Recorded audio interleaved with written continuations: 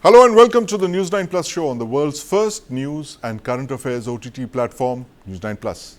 It's been 5 months since Sheikh Hasina was ousted from power in Bangladesh, and the new ruling dispensation led by the chief advisor, Mohammad Yunus, has been steering a very interesting path in Dhaka. Now, Dhaka very recently asked India to halt the construction of what it calls unauthorized fencing along its border with India. Bangladesh has concluded an agreement with Pakistan for the Pakistan army to train its personnel. This is the first such agreement with Pakistan, and the training is set to begin in Bangladesh next month. Bangladesh has also placed orders for artillery and tank ammunition from Pakistan. 40,000 rounds of artillery ammunition and 2,000 rounds of tank ammunition are to be delivered shortly. Now, the chief advisor, Mohammad Yunus, has also urged a Turkish delegation to bring in defense facilities into Bangladesh to start manufacturing arms and ammunition there. Is a Pakistan-Turkey-Bangladesh nexus emerging in India's backyard? Should India be worried? Joining me to discuss the issue are Ambassador Veena Sikri, former High Commissioner of India to Bangladesh, Suhas Chakma, Director, Rights and Risks Analysis Group, and Lieutenant General Arun Sani. Welcome to the News9 Plus show. Ambassador Sikri, I want to start by asking you this. India has summoned the Bangladesh Deputy High Commission over what Dhaka said was the unauthorized and illegal barbed wire fence that we were building on our side of the border. Explain to us this dispute over this boundary fencing or along the India-Bangladesh boundary. Isn't there already a fence in existence? Why is Bangladesh objecting to us building a barbed wire fence on our side of the border? Well, you're quite right. Bangladesh has been needling India on a large number of issues over the last 5 months that the Mohammad Yunus-led chief advisor government has been in power. And this is one of them. And Indian government has been extraordinarily patient and has said that we want to have good relations with Bangladesh, and we have our foreign secretary has visited there. But nonetheless, the needling does not stop. Despite the tremendous patience and goodwill that India has shown. Coming to the barbed wire fencing, India and Bangladesh have a coordinated border management agreement. And the fencing is something, as you rightly said, is being done on the Indian side of the border. Out of the 4,000 kilometer long border between India and Bangladesh, about 3,000 kilometers has already been fenced. So it's not that this is anything new. In the remaining 1,000 odd kilometers, there are areas which are difficult to fence. For example, when you have a riverine border, then the border point will be the mid line of the river, and so obviously it's very difficult to build a fence there. But even so, there are areas other than these that India is continuing to its border fencing program in areas, even though the terrain may be difficult, there may be deep forest, there may be hills, and so on. And in each case, the management is laid out as to how it will be done, as you said correctly, on the Indian side of the border, leaving a very clear area. In fact, India is giving up its own cultivable land to build the border. But the reason to build the border fence, and the reason that India has been doing this is to stop the illegal activities that have become so common and so difficult for the people living in the border areas. And among the illegal activities, if I may point out, one of them is cattle smuggling. One of them illegal trafficking of women and children, and all kinds of drug smuggling. There is a whole issue of fentanyl, and all kinds of issues are there. So rather than involve in a discussion on each point, we prefer to fence the border wherever possible so that to reduce the amount of interaction and prevent people from coming over. Now, the question is that as long as the border is fenced and more is being fenced, illegal activities get stopped. And I think on the Bangladesh side of the border, there's a lot of pressure on the BGB from all these cattle smugglers, from all these individuals. Come on, don't allow this fencing to take place. But India has been very patient, and India is saying, we even have an agreement on coordinated border patrolling. Yes. Where there will be patrolling on both sides of the border. If there's a difficult border, if it's one which is prone to illegal activities, one which cannot be fenced, then we have agreed on border patrolling. So actually, there is no need for these issues to come up even to the level of the central government and for the Bangladesh Foreign Office office to call in our High Commissioner. This is completely unnecessary. In the first instance, the two local commanders should meet. Yes. They should discuss. They should agree on what happened and they should agree on what they will do about it. Yes. So I think that this normal activity, which is actually inbuilt into our agreements with Bangladesh, is not being observed. And instead of that, we have the matter being escalated to the central level. Normally speaking, every 6 months, the DG BSF from India and the DG Border Guard Bangladesh from there, they Yes. meet regularly, turn by turn in India and in Dhaka. But these meetings have also not been allowed to be held because Bangladesh is not allowing it to happen. So while Right. they're developing their relations, as you said, with Turkey, with Pakistan, Yes. in all kinds of areas like defense, they are trying to needle India on a large number of issues. They're trying to needle India on a large number of issues, Ambassador Sikri, as you pointed out. But this breakdown in communication at the local level seems to be worrying General Sani. As Ambassador Sikri mentioned, there is a very established procedure for all of these incidents to be handled at the local level between the BGB and the BSF. Why is Bangladesh escalating this to the level of the High Commissioner, calling the High Commissioner, reading out, these objections? Is it to, shine the spotlight away from other issues, that it wants to, quietly carry out while we are distracted with the border? Sandeep, firstly, good afternoon. Thank you very much. A happy Lodi to all of you, to you and to all the listeners. Very interesting. I think what Ambassador Sikri said sort of hits the nail on the head. Undoubtedly, they're trying to fiddle around and needle India to react. And I think the bottom line remains Sheikh Hasina is out here in India. They Yes. felt current dispensation, which of course is supported primarily now by the Jamaat. I mean, as far as the internal or the interim government is concerned, it's primarily puppets in the hands of people who are operating from behind the scenes. Right. There's an anti-India agenda that seems to have come out. And I think the Jamaat seems to be ruling the roost. Right. As far as India is concerned, I think she's absolutely right. There are laid down processes, procedures.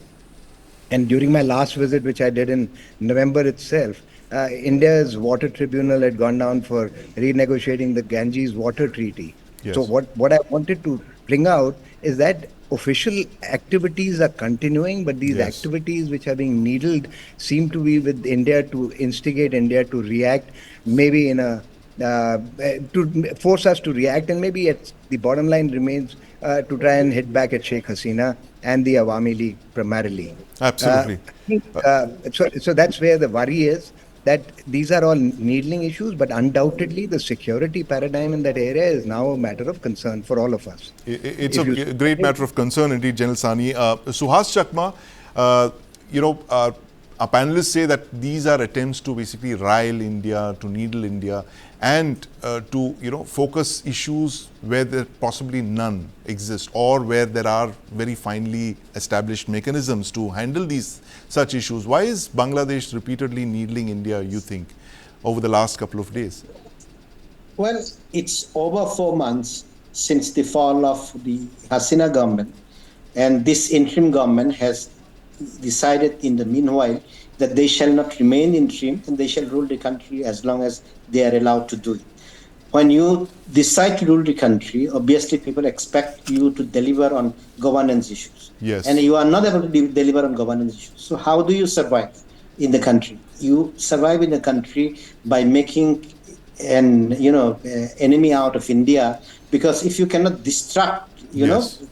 your attention or people's attention towards India because Hasina is there, etc., Yes. then people will ask you questions about your governance. What are you doing on the law and order situation? What are Right. you doing on the economic situation, employment, etc.? So these are destructive, tactics of the government.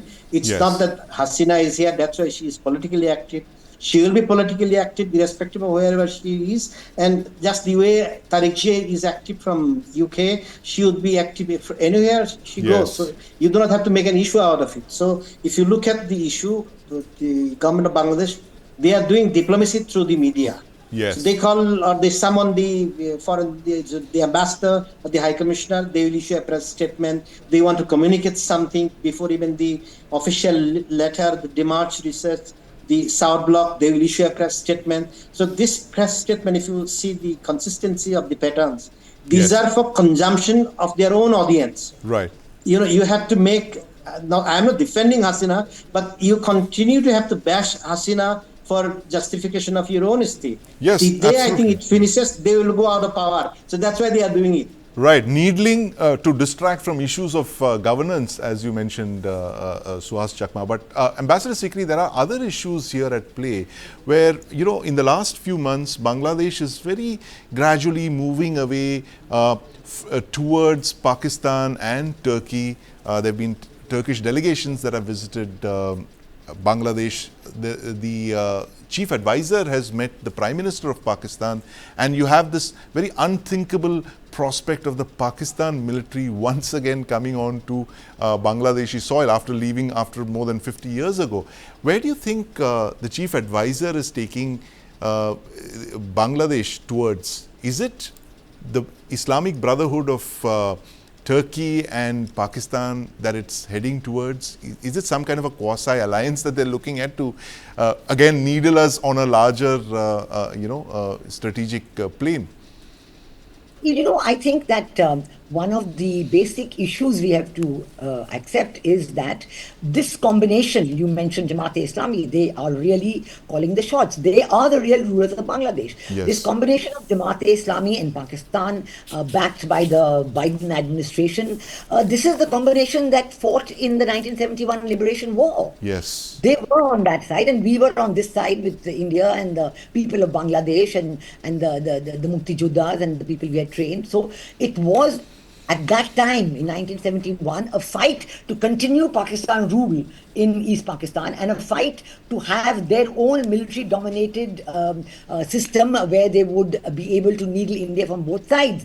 And I've seen this myself, and that's why I use that terminology, because when I was High Commissioner in Bangladesh between 2003 and 2006, Begum Khalda Zia was the Prime Minister and Yes. Jamaat-e-Islami was an alliance partner, and they were practicing exactly the same methodologies, not willing to talk at all, but making this issue. And so this is being repeated now because the same combination has come back to power. Yes. Pakistan back and so on. But I must also say that one reason more that these people are doing it is that they are trying to have this vicious anti-Indian propaganda within Yes. Bangladesh. Right. So that lobby has already been there. Every possible way, their media, their Waz Mehfils, the way they describe every issue, the blame is always India, and India is being vilified. Anything that Sheikh Hasina did is because of India. So when Yes. they are calling her fascist, they're trying to call India fascist as well. So, and to justify all of this, to say that, look, we've said that India is bad and here's the evidence of it. So they bring up these issues. Sometimes it will be the border management, sometimes Yes. it will be some other issue. They're just creating this issue to show and to prove to their own people that this is what India is doing. But I can tell you, and this is an attempt to distract the attention of the people from their own internal domestic situation, which is dire, which is very bad, which is there's Right. no law and order. The army has been given magistracy powers, but they're not able to exercise it. The economy, the inflation is unbearable for the people. Power supply, everything is going for a six, and they are just trying to tell the people all the time that don't worry, we don't need India, we are getting it from Turkey, we are getting it Yes. from Pakistan and everything else. Now, it is a very dangerous game that they are playing, and India, as I said, has been exercising the greatest of patience and has been at all stages reiterating our interest in good neighborly relations, reiterating the importance of Bangladesh as a neighbor, and saying we want stability, prosperity, and democracy in Bangladesh. But I don't think this interim regime is interested in any of these things, because for the Jamaat-e-Islami, the more unrest there is, the more Yes. economic destitution there is, it suits their purpose. Then they control the people more. So, and they will, of course, use it as an excuse for further delaying elections.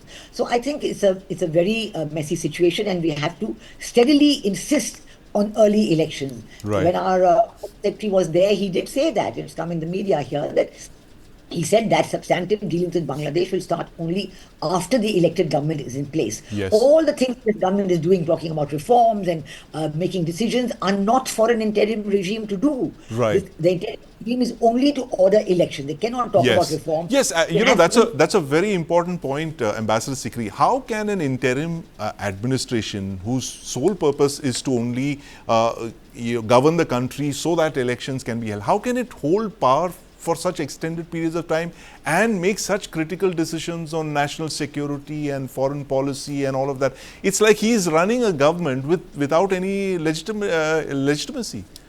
Absolutely. This is the point that India is emphasizing more and more. And I must say, within Bangladesh, all the other people, the BNP is now in a running feud with the Jamaat and with this students groups, the Students Against Discrimination, who now want to form a political party, Nagriko Kyo Jodh. So everybody's at loggerheads within Bangladesh. Right. And it is a very, very unsettling situation. The BNP is crossing swords with Jamaat, the BNP is crossing swords with the Students Against Discrimination, and even within the Students Against Discrimination, there have been clashes among the people for loaves of office, and they've had their people land up in hospital because of these clashes and differences.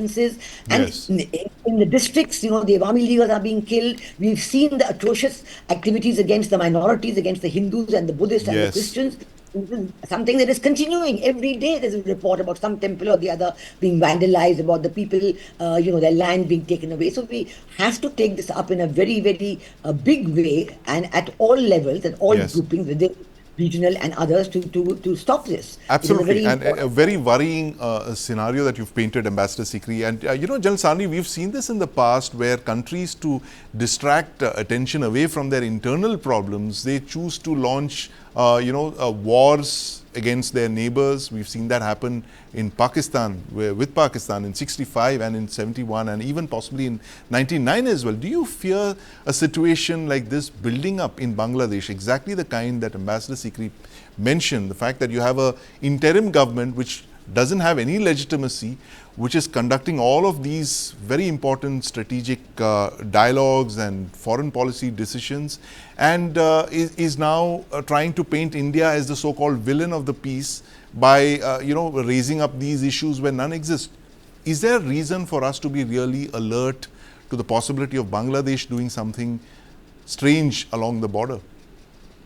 No, I think, let me put it like this. Security situation that is emanating out of the current set of domestic turmoil that is in Bangladesh is a matter of concern 100%. Right. What is worrying is the growing nexus with Pakistan. Yes. Where the worry comes in for us is, as you're aware, there were reports sometime back of a cargo ship which came in from Pakistan. Yes. Some 65 people on board that ship are missing. There's a visa-free regime for all Pakistanis who are coming into the country. Now that opens the doors again for the ISI to start its machinations.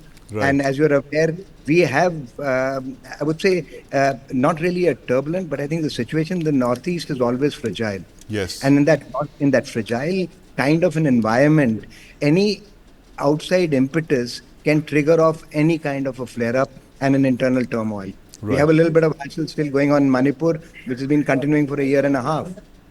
We seem to see the cookie zoo issues that are coming into the forefront. So I think the issue for us is that this support of the ISI, the Jamaat relationship with Pakistan, the DGFI in the earlier past having relationship with the ISI, they're coming back for training. I don't think is going to see too much of a change. But what was happening, that there is still a large congregation of senior hierarchy which is dominating, including the gentleman who's of the border guards, who's now looking after the home affairs or the advisor on home affairs issues. They were always belligerent and always anti-India. They were always favoring the Pak. So there is a dispensation which is growing, which is of concern. Right. But coming up to the point of, is there a kinetic threat from them on the borders? I don't think so. Right. I don't think that'll happen. There's been a lot of water that has flown since 71 between the relationship between the army. Yes. I speak to the old AFB there. I have some friends who've done courses in India. Right. And as I said, till last month when I went back, I think I met quite a few of these people out there who are there. So there is a large portion which still is in favor of not wanting to trigger. But yes, it's a fertile ground for things to be incited to a point that India becomes worried and gets the Northeast gets reactivated. So you've got the China front through Myanmar. Yes. You've got the Afghan army which is sitting on Chittagong hill tracks. You've got the Rohingyas which are controlling the drug trade. Those are the people who are going to be supporting the cookie zoo. So when you look at this whole quagmire that is there between Myanmar, Bangladesh, our Northeast fragility, Chinese interest, Pakistan's interest, and to an extent I would say the US interest of the current dispensation. of inciting and creating this situation in Bangladesh, I think is a matter of concern. So we have to be conscious. We have to ensure our checks and balances. We'll have to be more vigilant. And I think maybe some of the activities that happened on the border fencing are also part of the necessary requirement to ensure that this illegal or illicit Yes, trafficking that happens, which could trigger the situation in our fragile Northeast, is correctly monitored and corrected. So I think absolutely. that's the area that we should be Need to looking, be but no. very vigilant. Suhas Chakma, the fact that, as General Sani pointed out, there has been a precedent in the past for forces not aligned towards India, anti-India forces sheltering in Bangladesh. In fact, that was one of the reasons why India went in 1971, where the Chittagong hill tracks was used to launch insurgents into India. Do you foresee this happening now in 2025, where the Northeast is once again in the ferment? In Manipur, you have the Kuki-Zo problem, all of this with Myanmar. Do you believe this could be something that the DGFI and the ISI could be working on potentially? I think the first point is if you have the current interim government, then they are going to go to any extent to trigger any kind of conflicts with India for their survival and Right. implement what they see as the -2 solution. And it remains to be seen, and it would depend on whether actually Khaleda Zia could come back from London Right. and is accommodated, or she could come back with Tariq Zia or not. A lot would depend, or a lot would be indicated, with the kind of return she has from there. So that's one issue. That they could be desperate and they could take desperate measures because their intention is not to be an interim government. Their intention is to stay as long as possible. And in fact, my fear is they will not hold the elections in 2026. They will try to postpone it as long as possible so that in future, possibly the Trump administration would be on the way out. Then they would hope that by the now democratic government would come back in the US. So that's one part. Right. The second part, which is happening is the Chittagong Hill tracks, is the Jamaati Islami and the GFI has already made plans to ensure the Chittagong Hill Tracks stands completely into a Muslim-dominated area. Right. And at present, they are in fact considering the decision to divide two districts in the Chittagong Hill Tracks. One is the Kagachuri district, one to be carved out exclusively for the Muslim majority community, and the Rangamati district. So these two districts will be divided, and plus Bandarban is already under the control of the Rohingyas and all Yes. other Muslim majority community.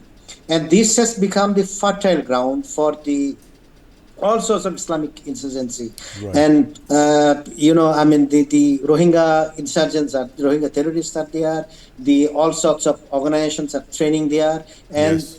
the GFI and the Bangladesh Army, they have full and complete control. Even when Hasina was there, nobody could interfere. And in Right. fact, the first interview, which was given by Yunus Yes. to Voice of America, I think on 2nd of October, he said, I cannot do anything on the Chittagong Hill Tracks peace accord, which was signed in 1997. So Right. he has already given up his hands. And Chittagong Hill Tracks, because it's Islamic fundamentalist government, Right. their main agenda is to turn this entire region into an Islamic dominated region. At the Right. moment, I think 50% of the population would be tribal population. So that remains a major challenge. And once they are there, then it's a massive problem for the government of India, irrespective of the border fencing. They remain porous and easy for people to cross. If people can cross, they can bring all sorts of things. And Absolutely. my fear Very is worrying scenario, Suhas Chakma.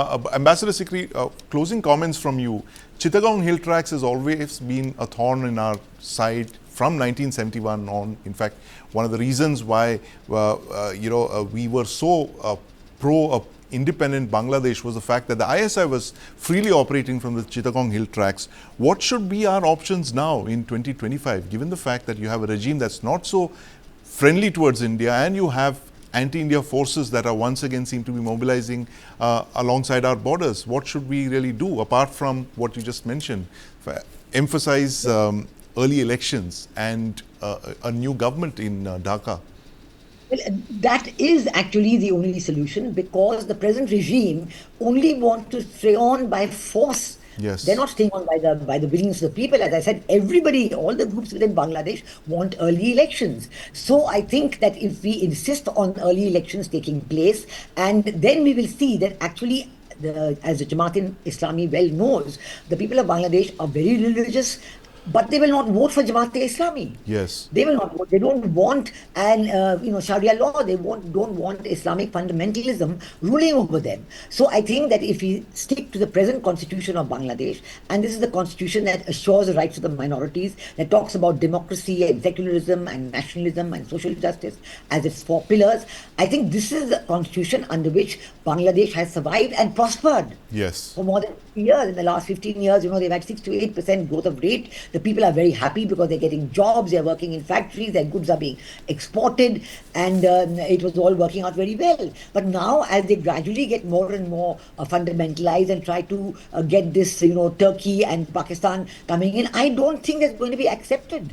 Not only by the people, by the others. You can't for 50 years talk about Pakistan having killed and raped and maimed 3 million of your population, and then suddenly say that no, they're our best friend. And Pakistan has not even apologized for 1971.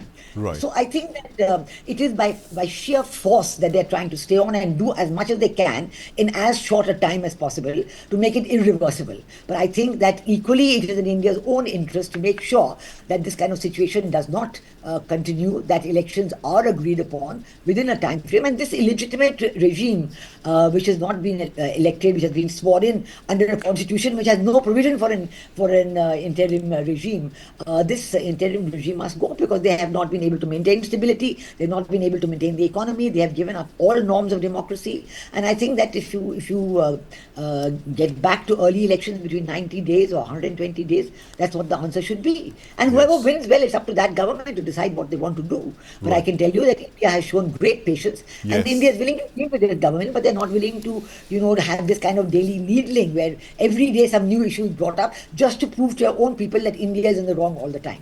Right, absolutely. Thank you very much, Ambassador Sikri. India has shown great patience indeed, but we are faced with an interim administration, an interim regime that shows no signs of relinquishing power. And in fact, that should be India's game plan in the days ahead, to force elections and to deal with a legitimate regime in Dhaka. Thank you very much, General Sani and Ambassador Sikri, and of course Suhas Chakma, for joining us on this issue in our backyard. Mahakumbh 2025 began today in Prayagraj. Now, it's the world's biggest gathering of humanity. This year, about 400 million pilgrims, it's nearly 500 million people, are expected to attend this 45-day spectacle, which is so large it can be seen from outer space. So how are the preparations for the world's largest religious gathering by the Uttar Pradesh state government? How are they organized? Joining me to talk about this is my colleague Nivriti Mohan, who's just returned from Prayagraj. Nivriti, welcome back. What was the experience like? Tell us about the arrangements that the UP government has made. The Chief Minister Yogi Adityanath has said they've made a lot of preparations to ensure that the Kumbh goes off smoothly. What did you see with your eyes? You've rightly said that around 45 crore pilgrims will be attending Kumbh. That makes it an average of 1 crore pilgrims a day, yes, almost, and it is a huge crowd and it needs a lot of management. So this time around, what has happened for the first time is that the entire Kumbh is digital, whether it is the arrangements for the pilgrims, whether they are authorities, they are also linked to each other digitally, whether it is lost and found centers which used to announce about lost people earlier, now they are computerized and digitalized. So what if I talk about lost and found centers, you just have to go there, inform about some lost person, and they will register the name of that person. And social media platforms are also being used for this. They will put the entire information on social media, and if the lost person is not claimed by anybody, then later on police will come into effect. Now, like this, they have some QR codes also that have been displayed in the entire Mela area. So the QR code are of emergency services. They Right. are about lodging and boarding, about food, about authorities, about achievements of the Uttar Pradesh government. And also there is a chat bot where if you are in some trouble in the Mela and you do not know what to do, you can enter into the chat bot and talk to the authorities directly. And if I talk about smaller things, but they mean a lot. Even on the toilets, they have put a QR code. So if you are not satisfied with the sanitation in a particular toilet or in a particular facility that has been put, so you can scan the QR code and a specific number of that QR code will be displayed in the control room, and they will get the complaint that this particular toilet is not clean. Right. So this is So these they're really are the kind going of arrangements. out, They are using yes. underwater drones for Right. security. They are using drones for security, aerial Yes. drones for security, and they are using anti-drone system also. So Right. this is how technologically updated and high-end technology is being used to ensure that it is safe and secure for 45 crore devotees Right. that come to How the Kumbh. interesting. Science meeting spirituality and Digital India meeting spiritual India.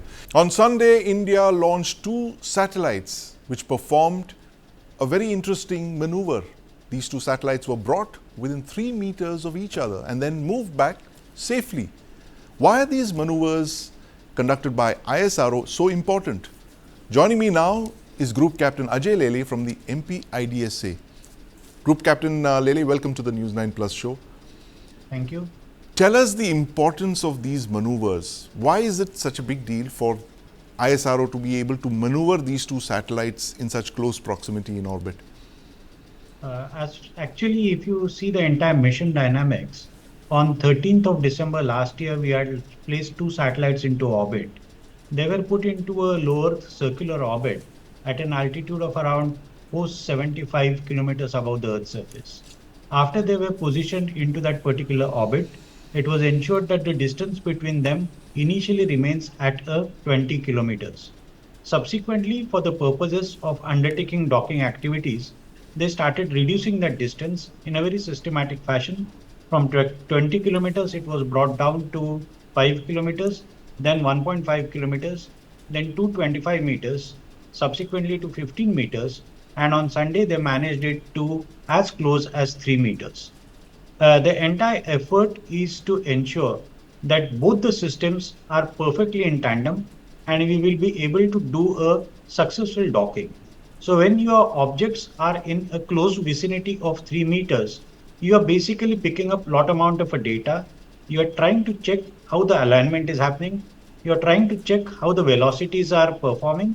Based on all these things, based on the analysis of the data which has been generated, I'm sure in coming 1 or 2 days, ISRO will be undertaking the actual docking. Because after coming as close as 3 meters, Yes. they have the data and they have separated the satellites with some more distance. Right. And what are the applications of this, Captain Lele, the practical applications for docking in space? Docking in space has got multiple applications. The first application which India is looking at is when we are going to undertake a moon mission, that is the 4th mission to the moon, Chandrayaan-4. Yes. We will be not able to launching a satellite in totality in one go. We will be launching parts of the satellites, and those parts of the satellite in space will join together. Right. So for joining those satellites, basically you will require a entire module for undertaking the docking. Because after the docking happens, the satellite as a single unit will start moving towards the lunar surface. And it's going to be a very interesting mission where we want to get the sample back from the lunar surface also. So Right. the docking is not only going to happen in space, but it's going to happen again in the vicinity of a moon also. Because there will be a small craft which will be picking up the samples from the lunar surface, Right. and it will dock to the main craft. So these types of Absolutely. activities are actually extremely important. Subsequently, we have got proposal to undertake India's space station too. Yes. So now what we are attempting is a robotic docking, Right. When we are going to expand on this technology, we will be undertaking a human docking also. Yes, of course. But Group Captain Lele, because you're also an expert on anti-satellite weapons, I must ask you this: do you see any military application for this capability that we are developing? Could this capability, for instance, be used to create some kind of a co-orbital anti-satellite weapon, as is called? You see, as far as weapon systems are concerned, let me make a statement over here that every technology in a domain of a space is a dual-use technology. Yes. So any technology could be used if the requirement is there for the militaristic purposes also. Right. Particularly talking of a docking activities, beyond the missions which I have described about Chandrayaan 4 and the missions to space station, there are a lot of new ideas which have been brought forward. One is that there are a lot amount of space debris out into the space. So you Yes. won't undertake certain amount of missions where you are going to remove the debris. Right. Then there is a concept of a on-orbit servicing of a satellite. Yes. Something we do air-to-air refueling. We are Yes. now thinking of refueling the satellite also. Right. So under those circumstances, also these docking activities are going to come of much of a importance. So in a similar fashion, right now when we are closed on to the satellite within a vicinity of 3 meters, we call that as a rendezvous movement. Right. So tomorrow, if you have to slightly give certain amount of a signaling to the enemy satellite that there Yes. is possibility that we can go and attack that satellite, Right. you can do these types of activities where you can come in a very close vicinity of an enemy Yes. satellite. But to my mind, all actions in a space are essentially meant for the deterrence mechanisms, and Yes. nobody is interested in destroying each other's satellites, at least as of now. Absolutely, no one's interested in destroying satellites. But of course, India remains only the fourth country in the world to have demonstrated an anti-satellite capability in 2019 with the mission Shakti. And I'm sure that this dual-use capability that you outlined, Group Captain Lele, possibly has military applications as well, only for deterrence purposes. The capability was demonstrated for peaceful purposes. But thank you very much for joining us, Group Captain Lele, and explaining the importance of this very important maneuver in space by ISRO. Thank you.